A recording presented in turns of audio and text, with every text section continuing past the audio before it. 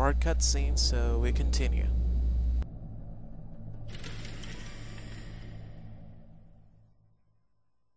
That doctor, is she part of this operation too?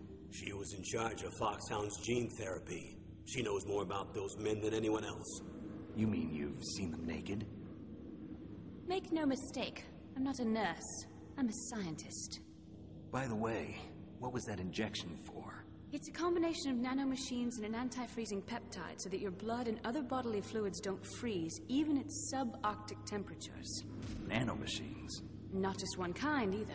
There are different types which will replenish the supply of adrenaline, nutrition, and sugar in your bloodstream. Now I don't have to worry about food. I also put some nootropics in there. Say what? Nootropics. A class of drugs which will help improve your mental functioning. It'll make me smarter, huh? Anything else? Yes. Benzedrine. It's a type of stimulant. It'll keep you alert and responsive for 12 straight hours. That was quite a cocktail. Anything else in there? Those nanomachines will also keep your Codex batteries charged up. I guess I can call you when I'm ready to go on a diet. You're welcome.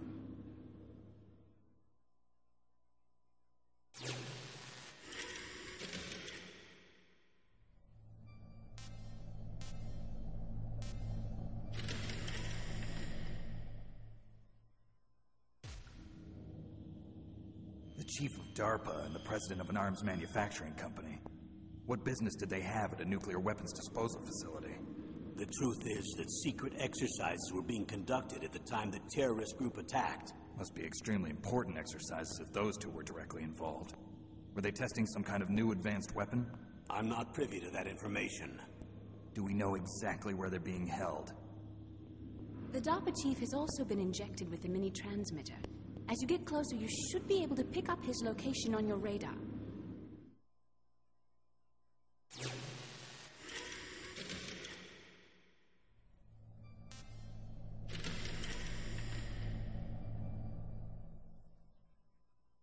Do they really have the ability to launch a nuclear missile? They say they do. They even gave us the serial number of the warhead they plan to use. Was the number confirmed? I'm afraid so. At the very least, they've got their hands on a real nuclear warhead. Isn't there some kind of safety device to prevent this type of terrorism? Yes. Every missile and warhead in our arsenal is equipped with a PAL, which uses a discrete detonation code. PAL? Permissive Action Link. The safety control system built into all nuclear weapons systems. But even so, we can't rest easy. Why not? Because the DARPA chief knows the detonation code. But even if they have a nuclear warhead, it must have been removed from its missile. All the missiles on these disposal sites are supposed to be dismantled. It's not that easy to get your hands on an ICBM. That used to be true. But since the end of the Cold War, you can get anything if you have enough money and the right connections.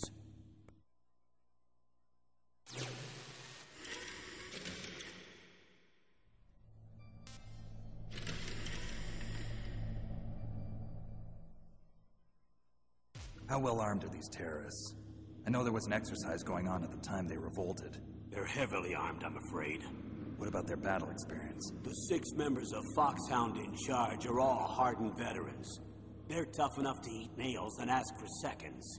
I wouldn't expect anything less from Foxhound. The others are next-generation special forces.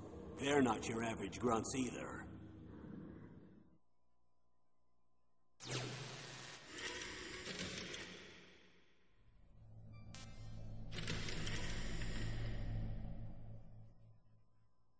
So what exactly are they demanding?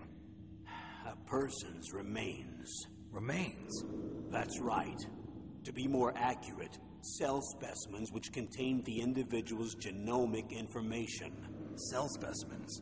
Why would they want that? The terrorists need them. You see, these next-generation special forces have been strengthened through gene therapy. Strengthened? You've heard of the Human Genome Project. They've been mapping the human genome, and they're nearly finished. Following up on this research, the military has been working towards identifying those genes which are responsible for making effective soldiers. There are genes that do that? Yes. And using gene therapy, they're able to transplant those genes into regular soldiers. Gene therapy? I'll explain this part.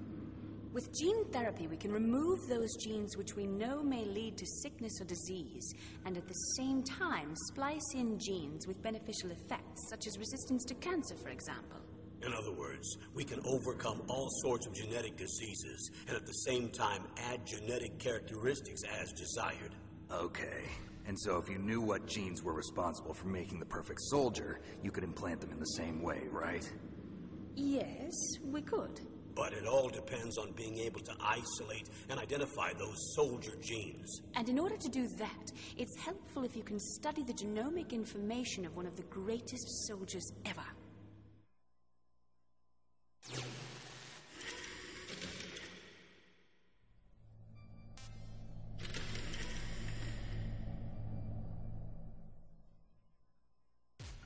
One of the greatest soldiers ever?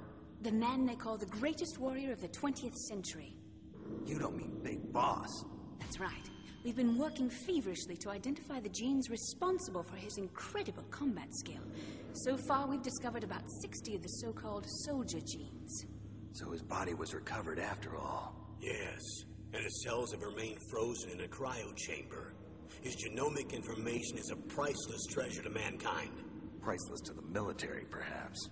His body was burned severely, but it was possible to restore his DNA profile from just a single strand of his hair. You people are amazing. And then you're gonna transplant those genes into soldiers? Yes.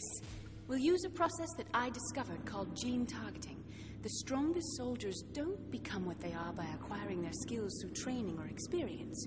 We now know that hereditary factors are far more crucial for creating superior soldiers. Snake, we can't give them his body.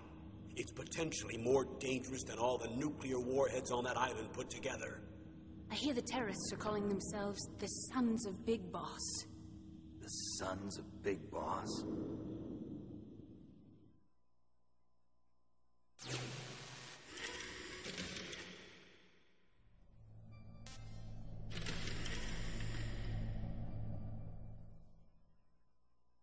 Tell me about these next-generation special forces.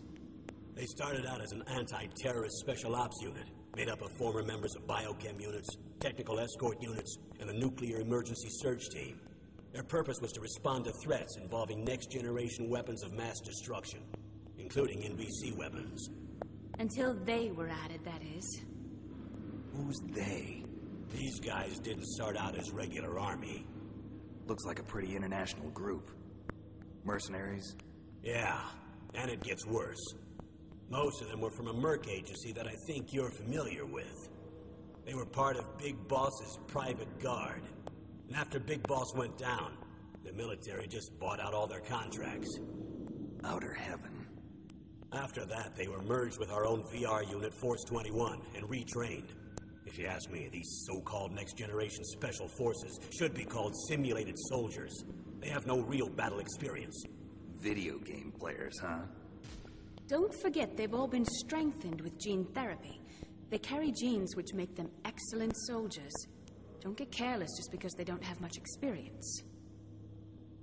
I thought using genetically modified soldiers was prohibited by international law. Yes, but those are just declarations, not actual treaties. The interesting thing is that nearly every member of the unit conspired in this attack.